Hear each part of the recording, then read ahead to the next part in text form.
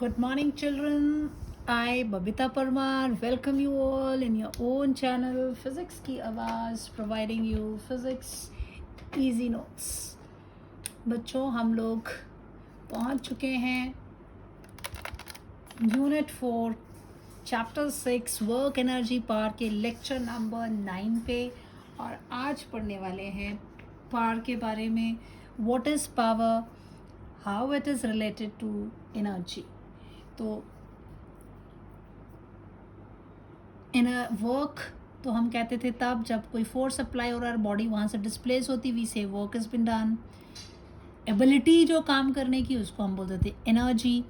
Now power is the rate at which work is done. किस rate पे जो काम किया जा रहा है, मतलब समय के साथ उस वर्क को कंपेयर कितना काम हो रहा है, वो उसकी पावर को डिफाइन आउट करता है. So the rate at which work is done is known as power.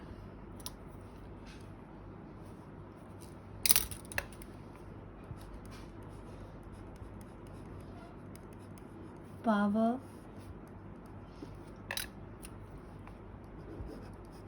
the rate at which the work is done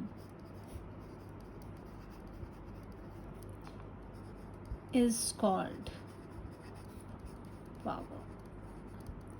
So this power is written as, now if delta W is the amount of work done,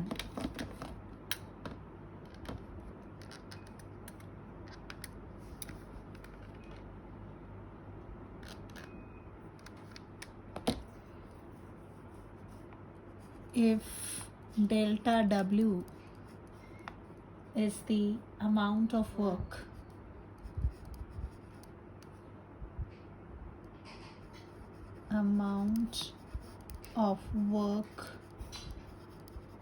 done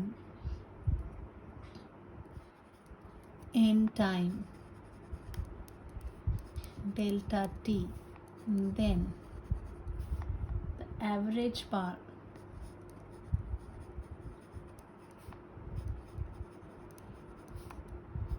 T bar, this is given as delta W by delta T. And when we talk about this, delta T is very small, that is delta T is tending to 0, then we have instantaneous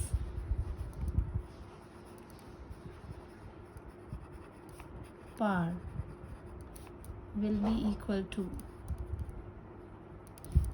limit delta T tending to 0 delta W by delta T, which is equal to dW by dt. This is what we have, right? और it's scalar quantity है, ये work done है. सो कैसी quantity है? Scalar quantity. Then unit की बात आती है, SI unit, that is watt, और W कैपिटल W से हम इसको रिप्रेजेंट करते हैं. और 1 वैट कहते हैं अगर 1 जूल ऑफ वर्क कर रही है कोई भी is done in 1 second by any machine और सम एनीथिंग एजेंट, तो जो भी काम कर रहा है अगर 1 सेकेंड में वो 1 जूल काम करता है तो उसकी पावर हो जाएगी 1 वैट. सो इसको हम डिफाइन आउट भी कर सकते हैं. डिफाइन में कैसे करेंगे? Power is said to be 1 watt if 1 joule work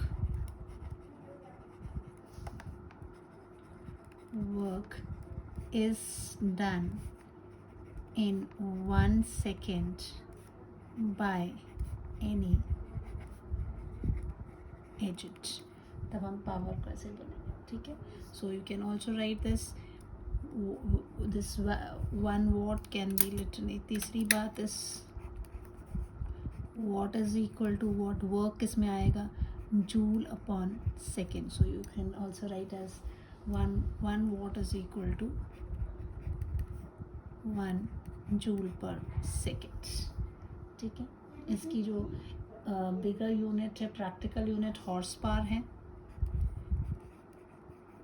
practical unit that is horsepower, which is equal to 746 watt, और bigger unit जो है इसकी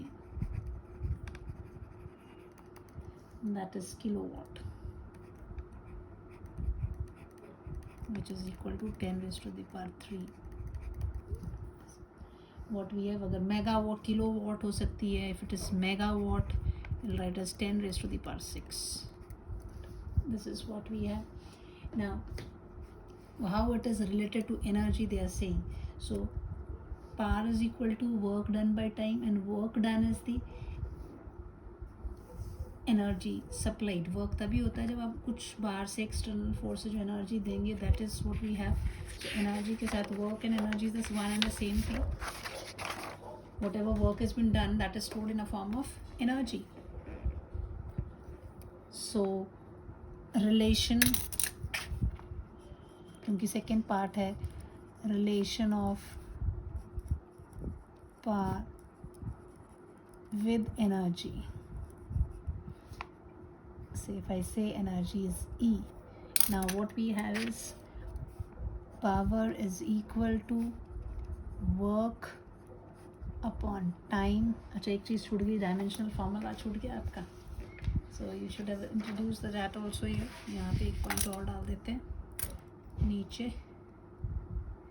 डायमेंशनल फार्मूला क्या हो जाएगा, वर्क का क्या होता है, ml square t minus 2 divided by time का t, so it will be ml square t minus 3. क्योंकि जो भी फिजिकल क्वांटिटी हम पढ़ते हैं उसकी डायमेंशनल फार्मूला तो पढ़ना ज़रूरी बनता ही है. So this is the last point you have. ये इतनी चीज़ें जो आपको याद रखनी है, 1 2 3 4 5 एंड 6 पॉइंट. ठीक है, okay.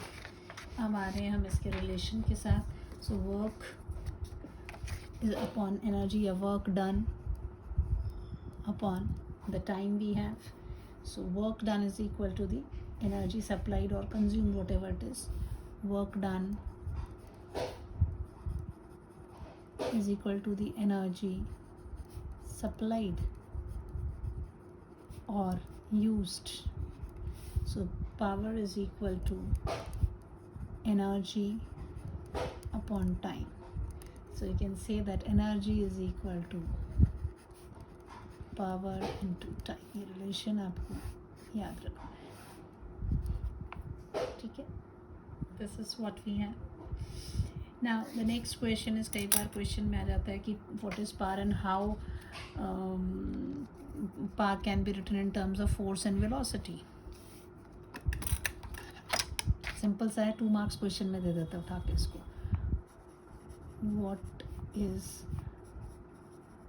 power and how it is related to force and velocity. Force और velocity के साथ ये कैसे related है. Now what we have is power is equal to, पहले डिफाइन करेंगे, आप पावर को डिफाइन आउट करोगे. ये डिफाइन आप अपने आप करेंगे, मैंने पीछे डेफिनेशन दी हुई, कोई सेम उठा के उसमें करनी है. Now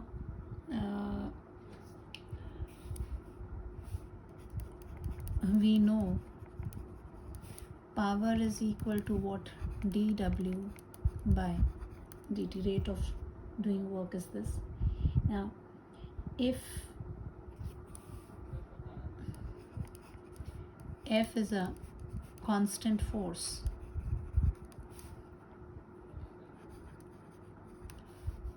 applied,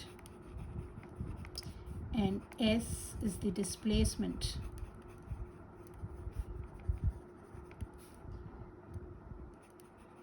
then power will be equal to what? Power will be equal to d by dt of force dot displacement. Like this we can write. This can be written as F, force is constant बोला है तो F बाहर आ गया, it is ds by dt. Dot product is there, force factor यहाँ लिया, this ds vector by dt. What is ds by dt? This is F vector dot velocity vector, so it's a dot product. Power is equal to dot product of F vector and velocity vector. So it's a scalar quantity only, so here you have to remember this relation, that power is equal to F, magnitude of F, magnitude of V cos theta, the angle between the force and the velocity. Now इसमें cases क्या आ जाएंगे?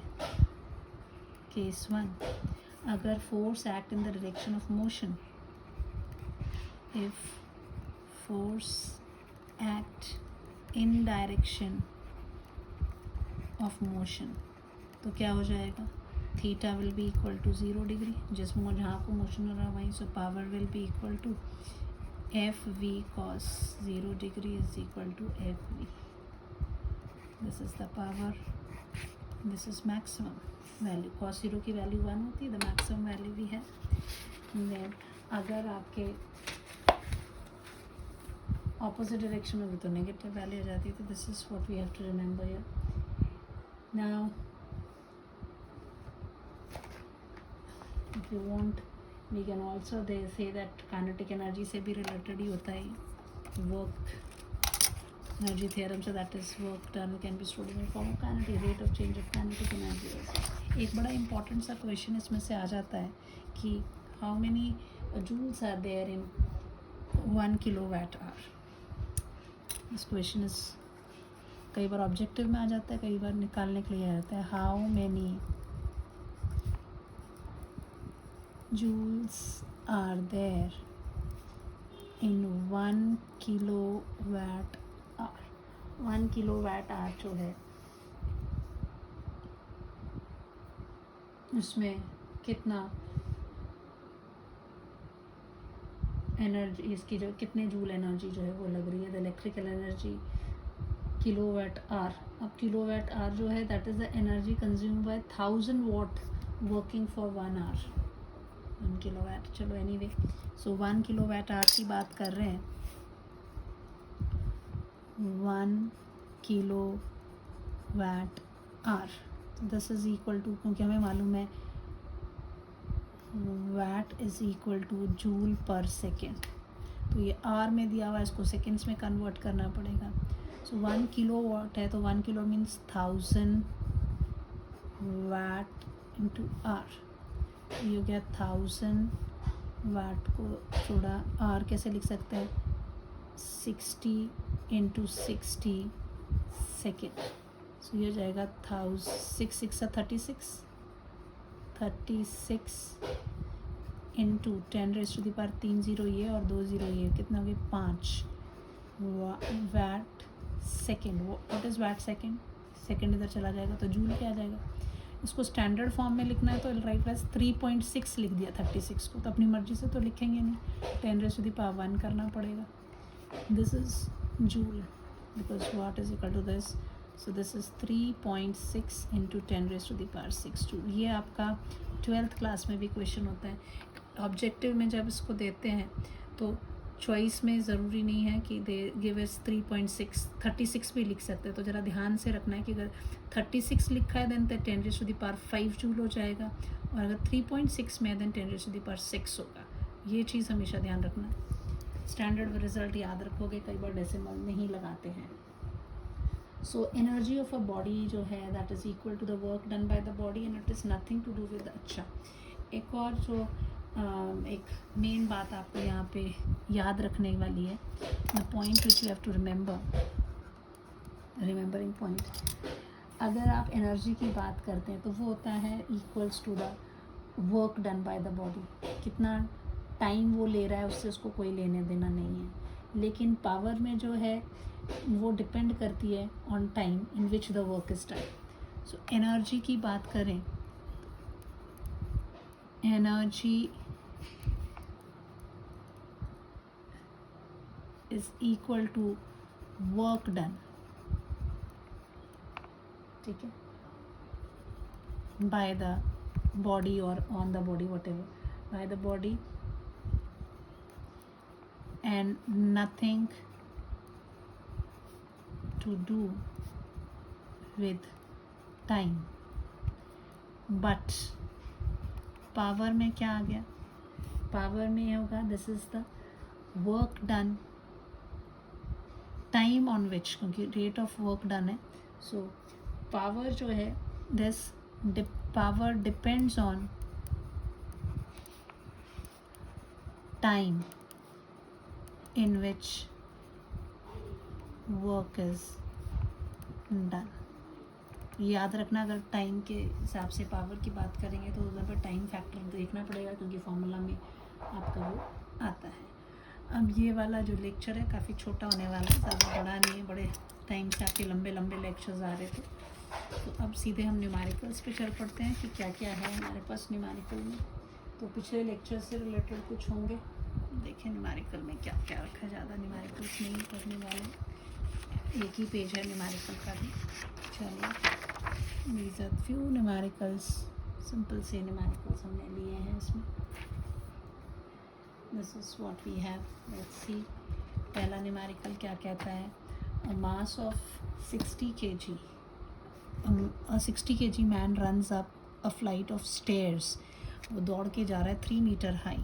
तो आपको जो मास दिया हुआ है वो कितना दिया हुआ है बच्चे, 60 किलो का आदमी है, ये दौड़ता है, हाइट कितनी हाइट पे दौड़ता है, 3 मीटर हाई पे, कितने टाइम में दौड़ता है, 2 सेकेंड्स में दौड़ता है, ठीक है। Calculate the average power. So power is equal to what, power is equal to होता है work upon time. So work will be how much, वो ऊपर हाइट की तरफ को जा रहा है, दैट इज इक्वल टू, उस पोजीशन पर जाके वो पोटेंशियल एनर्जी ले रहा है, this will be mgh upon T. सब कुछ आपको दिया हुआ है। So power will be equal to how much, 60 kg का वो है, g की वैल्यू 9.8, h कितना दिया है 3, डिवाइडेड बाय टाइम कितना है 2, 30, this will be equal to 90 into 9.8, this will be equal to how much, 9 8s are 72, 7 9 9s are 81, 88.0, इतनी पावर जो है उसकी कंज्यूम हो रही है, ठीक है। अगला क्वेश्चन है, engine of a train has to apply a force of this much, force दिया हुआ है, कितना फोर्स है, 4000 newton, to overcome the friction to run uniform rate, कितनी वेलोसिटी से उसको मूव करने के लिए, 60 किलोमीटर पर आवर। जब भी होता है उसको हम चेंज करते हैं तो कैसे करते हैं, 60 into 5/18 मीटर पर सेकेंड में बदल गया, ठीक है। 5/18 से मल्टीप्लाई करना। The power develop by the engine, P आपको निकालने को बोला है, आपको फॉर्मूला पता है, power is equal to what, force into velocity. Force दिया तो सिंपल डायरेक्ट क्वेश्चन है, 4000 इंटू वेलोसिटी कितनी है, मैंने जान के काटा नहीं यहाँ पे, 60 into 5/18, इधर भी काट सकते थे, चलो 2 9s are 18, 2000, then what you have, 2000 12,000,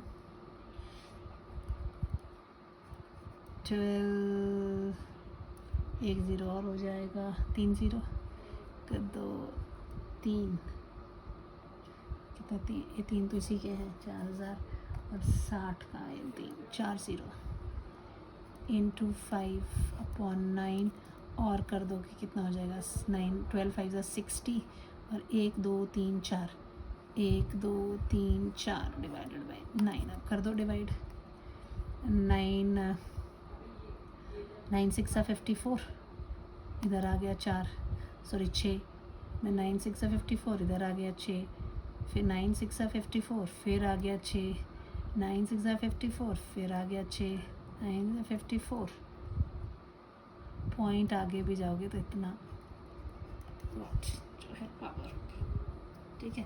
अब देखो, boy A lifts a suitcase to the roof of bus in 1 minute, boy B lift the suitcase to the roof of bus in 2 minutes, who did more work. तो दोनों ही ने किया, तो work जो है, वर्क इज इंडिपेंडेंट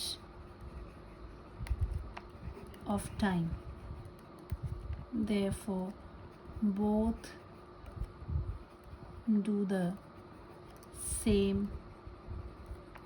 work। उन्होंने same काम किया है, work is equal to force F S, force dot displacement. अच्छा, अब देखो, अभी इसमें ये नहीं कहते ना कि ज़ीरो वर्क है ना, वो लिफ्ट करके ऊपर लेके जा रहा है, वो काम कर रहा है। अगर ये बोलते हैं कि ग्रेविटेशनल फोर्स ने कितना काम किया है, तो उधर पर वो तो जब फ्लैट इस पर हम जब ये वाला एग्जांपल, ये इसको कंफ्यूज नहीं होना आपने कि कूली सर पे सामान उठा के लेके जा रहा है। यहाँ पे जो काम होगा दैट इज़ वो हाइट, सर्टन हाइट पे लेके जा रहा है, mgh फॉर्मूला लगना है, तो उस उधर पे उठा के इतनी हाइट पर सूटकेस को लेकर गया वो। So which is you can say at is mgh। तो दोनों ने सेम हाइट पर लेकर गया, यहाँ कहीं टाइम फैक्टर तो है नहीं, तो दोनों का काम सेम है। Who has power, more power, so power is equal to what? Power is equal to work upon time, so power is inversely proportional to time।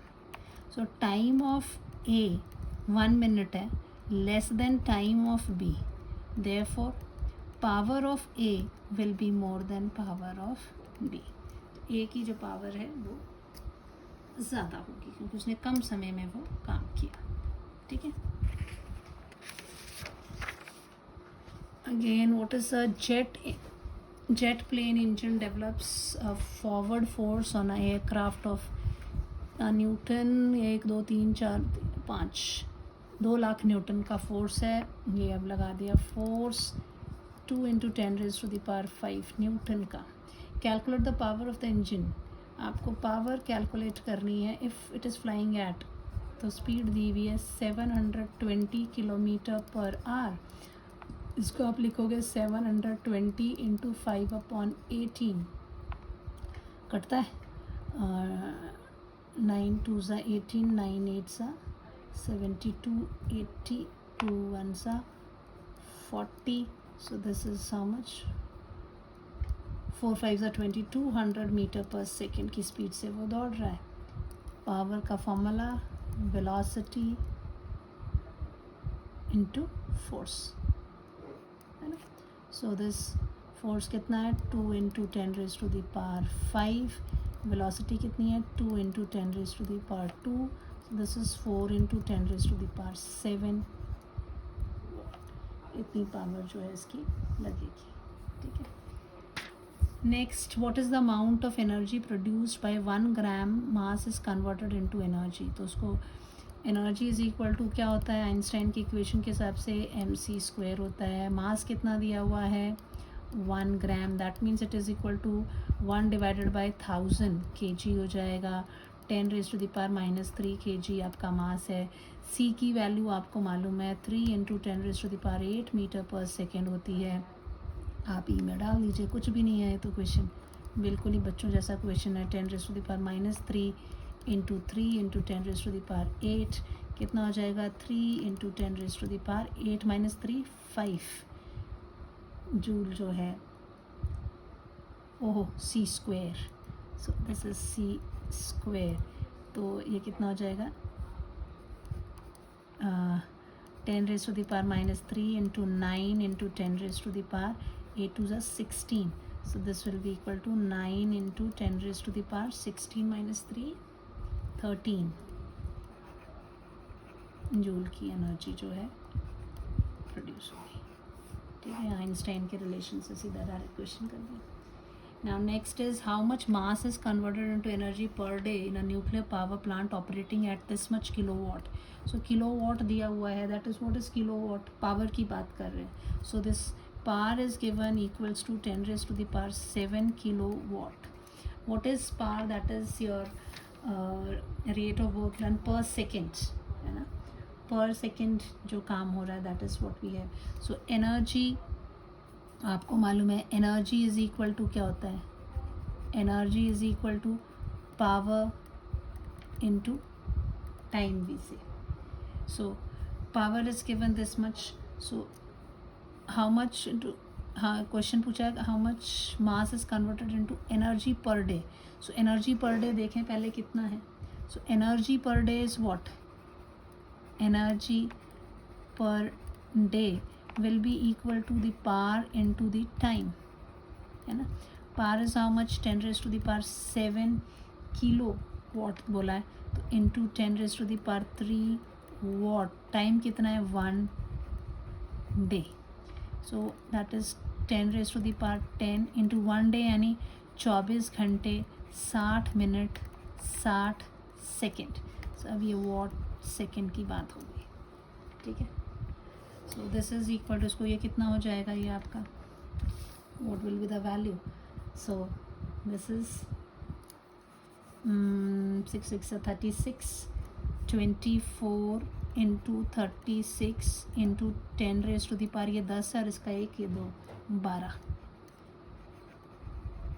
Joule. इतनी एनर्जी जो आ गई, इसको मल्टीप्लाई कर लीजिए 24 इंटू 36, कितना हो जाएगा 36 and 24 4 4 24 1 14 and this is 72 4 6 8 864. So this is 864 into 10 raise to the power 12 joule energy जो है पर सेकेंड हो रही है. लेकिन उन्होंने पूछा है, ये एनर्जी नहीं पूछा, उन्होंने पूछा how much mass is converted into energy per day. So E is equal to, mass will be equal to what, as E is equal to mc square. So m is equal to E upon c square. So that is 864 into 10 raised to the power 12 divided by 3 into 10 raised to the power 8 का square. So this will be equal to what, 864 divided by 9 into 10 raised to the power 12 है. नीचे से कितना जाएगा, 8 2 जा 16, 16 ऊपर जाएगा तो -16. This is equal to into 10 raise to the power -4. अब इसको कर दीजिए, कितना आता है, 9 9 ज़ा 81, 50 दिस 54, 9 6 ज़ा 54. This can be written as 9.6 standard form में into 10 raise to the power, मैं अपनी मर्जी तो नहीं चला सकती, 1 इंटू 10 रेज टू -4, कितना हो जाएगा 9.6 into 10 raise to the power -3 kg, है ना. ऐसा ही सिस्टम में चल रहा है. सो आई कैन -3 है, इसका मतलब आंसर क्या हो जाएगा आपका, answer will be 9.6 gram. m is equal to 10 -3 है ना. So this is what we have. ये लेक्चर बहुत ही छोटा था. अब जो नेक्स्ट लेक्चर है, most that will be the last lecture I will be taking. उसमें कोलिजन्स के बारे में होगा. I will talk about the elastic collision.